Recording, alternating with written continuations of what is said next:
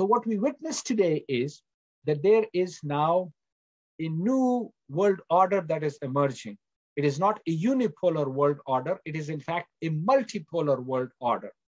In the past, there are only two world superpowers. It was Russia or Soviet Union and America. Once the Soviet Union disintegrated, the world was dominated by a unipolar world order. But today, we have Russia and China emerging to oppose the US and its NATO allies. But at the same time, Islamic Iran and the resistance front are an important component of this emerging new multipolar world order. But the most significant point of all of this is that it is the Islamic Republic that is the leading figure.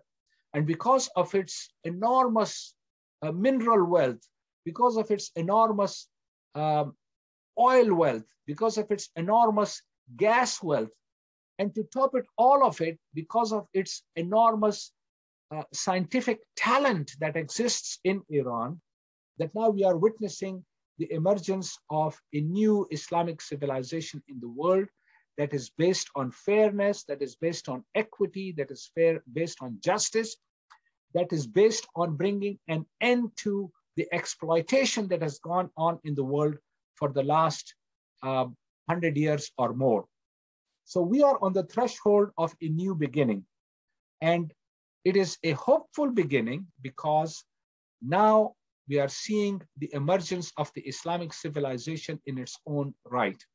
And I'm very hopeful, the way I see the situation, that with the dollar hegemony broken, inshallah, we will see the emergence of the Islamic civilization. It's not going to be a one-day process. It will require a lot of sacrifices, a lot of effort, but all of the components of the emergence of this Islamic civilization are in place now.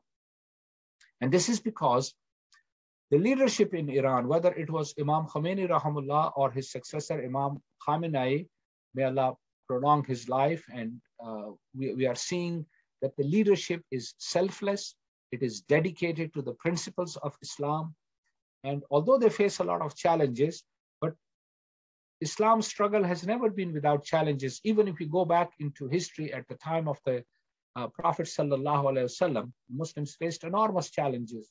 They were persecuted, they were tortured, they were killed, yet they stood steadfast. We are beginning to see that situation reoccurring in the world.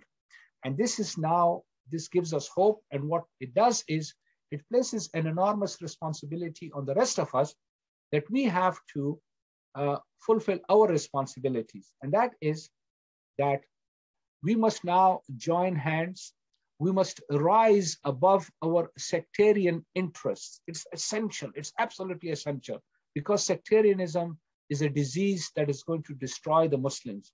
It has done so in the past, and it's a weapon that our enemies are using against us.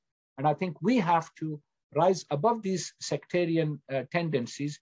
That doesn't mean that the Shias should give up being Shias or the Sunnis should give up being Sunnis. What it means is that we keep our differences to one side and we work on the aspects that unite us.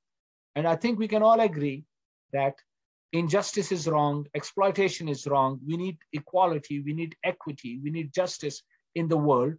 And so we need to strive towards that, and we need to end the exploitation that is going on in the world so that the Muslims can emerge in their rightful place that Allah subhanahu wa ta'ala has designated for them. The Muslim world is endowed with enormous resources of energy, of minerals, and land area, of water resources, etc. The only thing is that these resources are being used by the enemies of Islam against the Muslims to keep the Muslims suppressed.